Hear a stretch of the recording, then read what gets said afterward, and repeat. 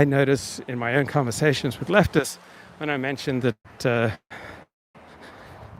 moral category of racism is simply made up, that there's no such moral sin as racism, is something that's made up in the last 100 years, particularly in the last 60 years, doesn't have any resonance with reality or with history, that none of the great moral thinkers in history were concerned about racism.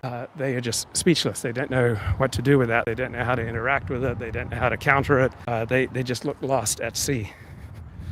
Just like someone from a strongly identifying Amish in-group who is out of his group and trying to make his way in New York City is going to feel lost. And so there was an article in the Washington Post yesterday, 8 occasions when you should not forgive. And one of the occasions it listed for why you should not forgive is if someone has committed an infraction of racism, sexism, ageism, ableism, homophobia, Islamophobia, and the like against you.